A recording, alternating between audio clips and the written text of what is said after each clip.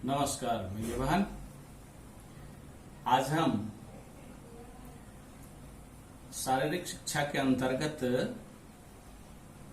आसन के विषय में कुछ जानेंगे, कैसे आसन करते हैं। सबसे पहले हमें ये जानना आवश्यक है, आसन है क्या। हम जानते हैं अष्टांग योग। अष्टांग योग में तृतीय अंग उसका होता है आसन, यानी शरीर को विभिन्न स्थिति में रखते हुए किसी एक स्थिति में विशेष रूप से सुखपूर्वक स्थिर रखने की क्रिया आसन कहलाता है।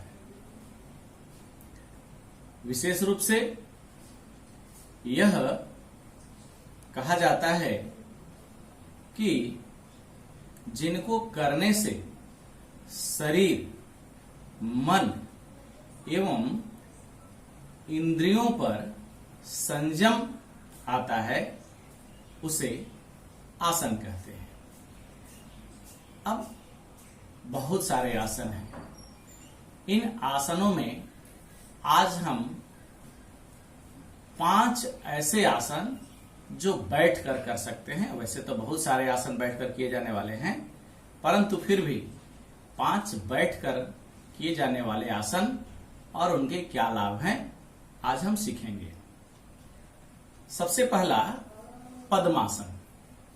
पद्मासन में हम क्या करते हैं कि प्रथम बायां पैर हम दाएं जंघे पे ऐसे चढ़ाते हैं।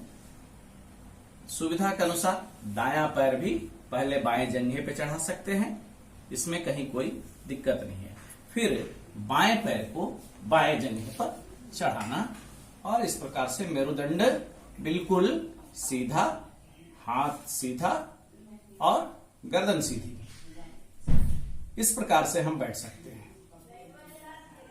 इस आसन से वात एवं अनेक प्रकार की व्याधियां दूर होती हैं।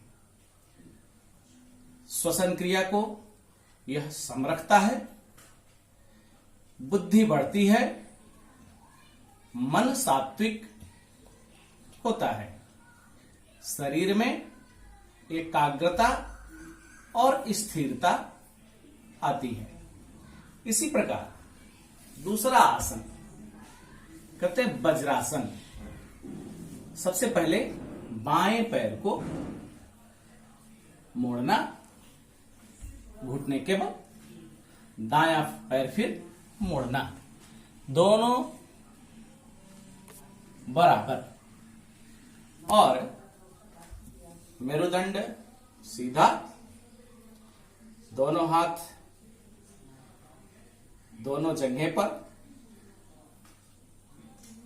और इस प्रकार से बैठना, यह वज्रासन कहलाता है। वज्रासन मुख्य रूप से भोजन के पश्चात किया जाने वाला आसन है। यह भोजन के पश्चात किया जाना चाहिए। इससे बहुत सारे फायदे हैं। सबसे पहले तो यह पाचन क्रिया को काफी मजबूत करता है और हमारा पाचन शक्ति बढ़ाता है। ब्लड प्रेशर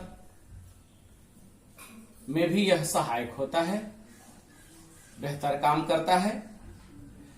शरीर सुडौल,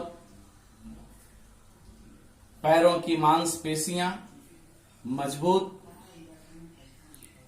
बनाता है। इस प्रकार से ये हमारे बैकबोन, रीढ़ की हड्डी को भी स्वस्थ और मजबूत बनाता है। ठीक इसी प्रकार, इसी से थोड़ा मिलता जुलता एक आसन, अगला आसन गोमुखासन। गोमुखासन अर्थात हमारा दोनों ये पांव जो है आगे गाय के मुख के समान हो, यह ध्यान रखना। सबसे पहले इसके हम लाभ जान लेते हैं कि इससे लाभ क्या है। तो गठिया अर्थात मनुष्य के ज्वाइंट्स जो होते हैं, जितने ज्वाइंट्स, प्रत्येक ज्वाइंट्स में ये दर्द होने लगता है, उसको गठिया कहते हैं। फिर साइटिका, ये कमर से पूरा ये पांव नीचे तक यहां से ऐसे ये दर्द करने लगता है, ये साइटिका। अपच यानी लगता है कब्ज, खाने के बाद खाना नहीं पचना, ये कब्ज में।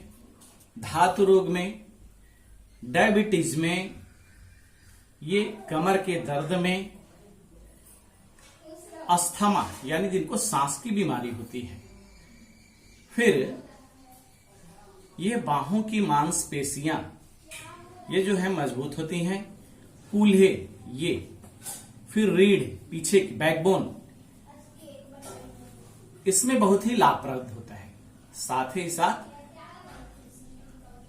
बवासीर जिसको कहते हैं, उसमें भी यह बहुत ही लाभकारी होता है।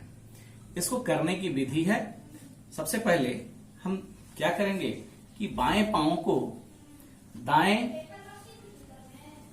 नितंब के नीचे रखेंगे और दाहिने पांव को जंघे से बाहर, और दोनों घुटने यहां आप देख रहे हैं गोमुख के समान यहां होना, और इस तरह से, और बायां हाथ ये पीछे, फिर दाहिना हाथ से बाएं हाथ को पकड़ के बैठेंगे ऐसे।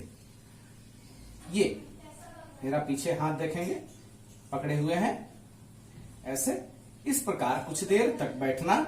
यह गोमुखासन है।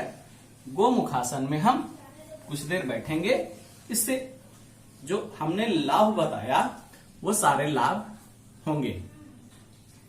अगला आसन उष्ट्रासन। उष्ट्रासन, सबसे पहले इसके भी हम लाभ जान लें।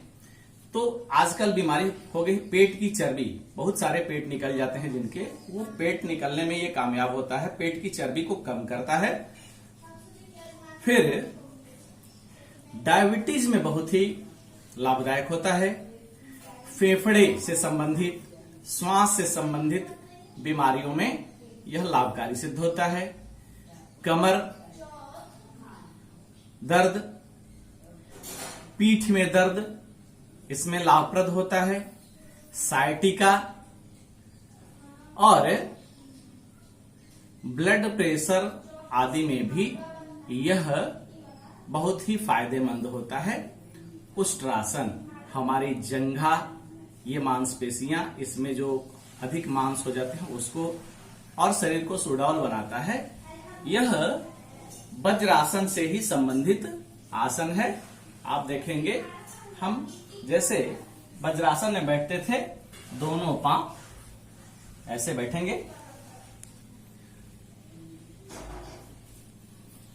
ऐसे दोनों पांव पे, फिर ऐसे खड़े हो जाएंगे, यानी घुटने से ये कमर का भाग बिल्कुल 90 डिग्री, और दोनों पांव, एड़ी देखेंगे बीच में, एड़ी हमारा, एड़ी जो है दोनों बराबर है, बराबर दूरी पर है। एड़ी दिखाइए नीचे, दोनों की समान दूरी है। अब दाहिने हाथ को दाहिने एड़ी पर पकड़ना और बाएं हाथ से बाएं एड़ी पर पकड़ना, ऐसा पीछे झुक के और श्वास लेते हुए, श्वास को रोक के पीछे झुकेंगे,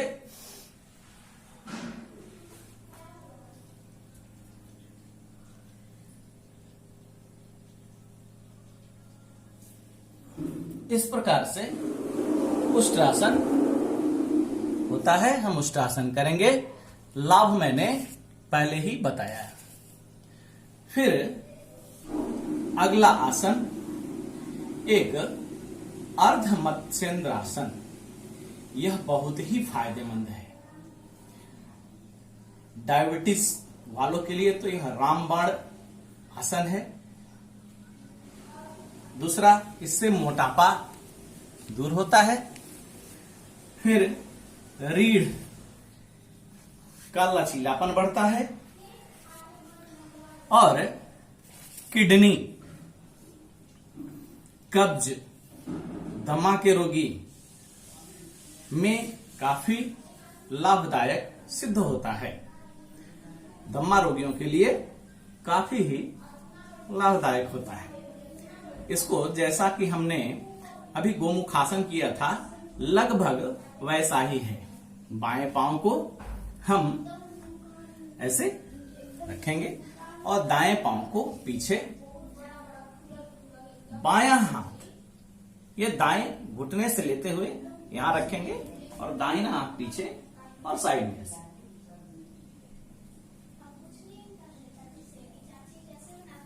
ये अर्ध मत्स्येंद्रासन।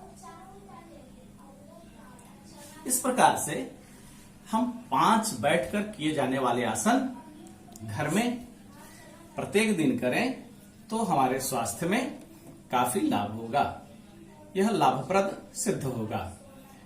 उम्मीद है आप सभी इसको करेंगे और स्वास्थ्य का लाभ अवश्य लेंगे। तब तक के लिए धन्यवाद। फिर मिलेंगे। नमस्कार।